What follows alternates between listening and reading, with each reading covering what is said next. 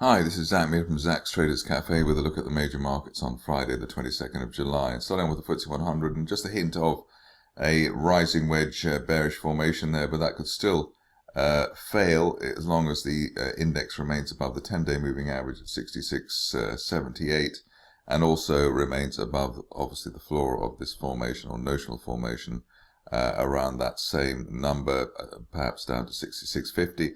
RSI still at 64, so not overbought, which does allow this market scope for a final leg to the upside towards 7,000. So if you are a bear, it's still time to be quite cautious on how weak this market actually is.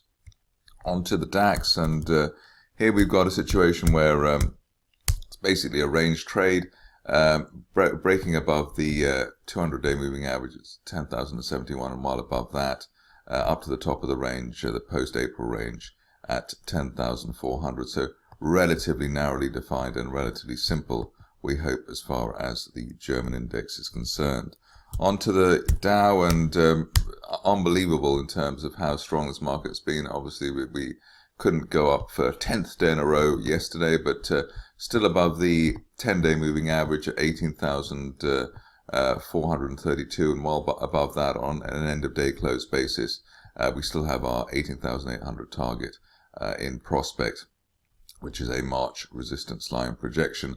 RSI is backed off the overbought area, so there is scope for a snapback for the end of the week while we hold above the 10-day line. Looking at the S&P, and this didn't get too far from the notional 2,200 target. Peaks in the recent days towards 2180, but at least while we're above the 10-day moving average at 2156, there is a prospect of 2200 plus the March resistance line projection here, and that could be seen over the next 2 to 4 weeks. Otherwise, perhaps we'll go back down to 2130.40 before higher levels.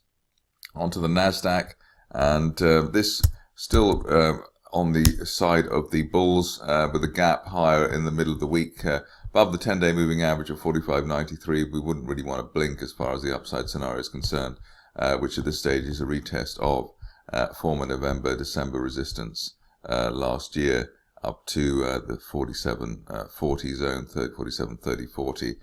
So an okay risk-reward scenario for the Nasdaq, especially given the way that the RSI at 65 hasn't actually peaked out yet in the overbought zone.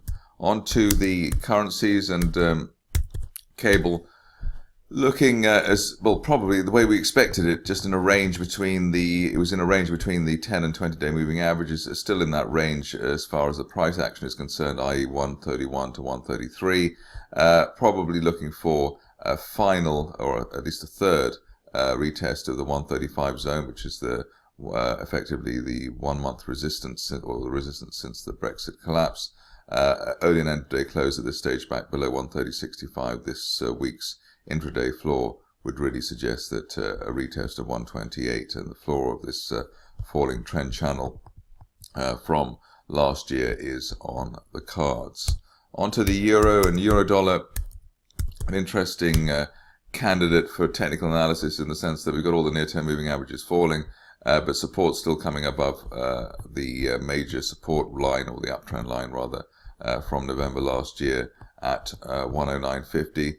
The best thing to do here is either to wait for a break of that line, 109.50, or look to sell into strength towards the 200-day moving average at 110.80.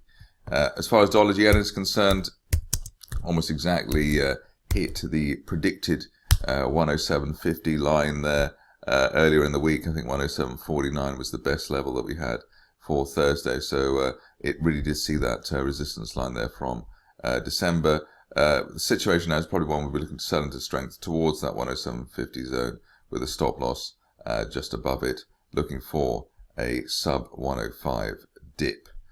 For gold, signs of a little bit of recovery here, in the sense that it was looking rather bleak as far as heading back towards $1,300 and maybe even below, back down to the 50-day moving average at 12.88. But we've got this consolidation here, a low of 13.11 before the bounce. That could mean that we've found and seen this level here from the latter part of or the early part of June up to the 13-15 zone, and that has become new support. But probably the best way forward here is to wait for an end of day close back above the 10-day moving average. That's currently at 1333 before assuming a lasting new leg to the upside within this rising trend channel from November, heading for 1400 plus. That's it from me. More updates on Monday.